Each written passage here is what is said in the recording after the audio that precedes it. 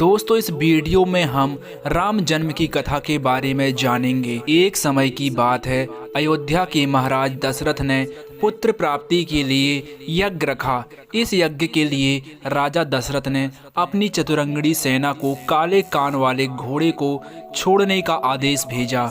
उनकी इच्छा थी कि इस महान यज्ञ में हर कोई शामिल हो, इसलिए राजा ने सभी ऋषि मुनियों व विद्वान पंडितों को आमंत्रण भेजा।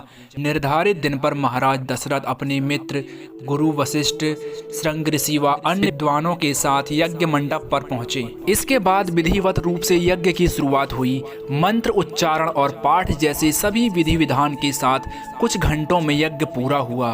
राजा दशरथ ने फिर सभी ब्राह्मणों, विद्वानों व अतिथियों को उपहार में धन और गाय आदि देकर आदर पूर्वक विदा किया।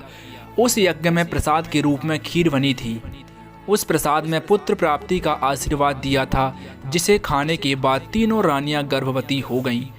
कुछ समय बाद चैत्र माह में शुक्ल पक्ष की नवमी तिथि के दिन राजा दशरथ की पहली पत्नी यानी रानी कौशल्या ने एक बच्चे को जन्म दिया। उस बच्चे के चेहरे में इतनी रौनक थी कि हर कोई देखकर समझ जाता था कि वह आम बच्चा नहीं है। इसी तरह राजा की दूसरी रानी कैकई ने एक पुत्र और तीसरी रानी सुमित्रा ने 2 पुत्रों को शुभ नक्षत्रों में जन्म दिया। राजा दशरथ का महल और नगर चारों पुत्रों के जन्म से खिलखिला उठा।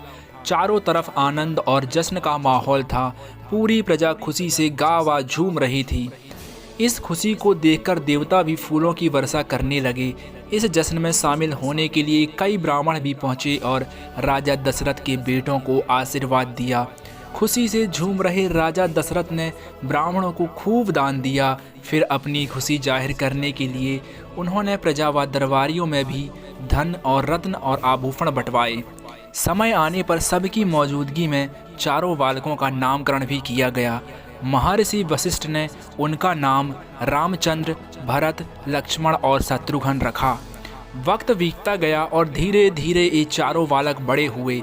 इन चारों में राम अपने तेजस्वी गुणों के कारण प्रजा को अधिक प्रिय लगने लगे। अपनी प्रतिभा के चलते वो कम उम्र में ही सभी विषयों में महारत हासिल कर चुके थे। श्री राम में सभी गुण थे, चाहे शस्त्र चलाने की बात हो या हाथी व घोड़े की सवारी, हर चीज में वो अव्वल थे। साथ ही वो माता पिता व गुरुओं का भी खूब सम्मान करते थे। उनके गुणों के कारण बाकी के 3 भाई भरत, लक्ष्मण और शत्रुघ्न भी उनसे काफ़ी कुछ सीखते थे। जब भी महाराज अपने चारों पुत्रों को एक साथ देखते, उनका मन आनंद से भर उठता था।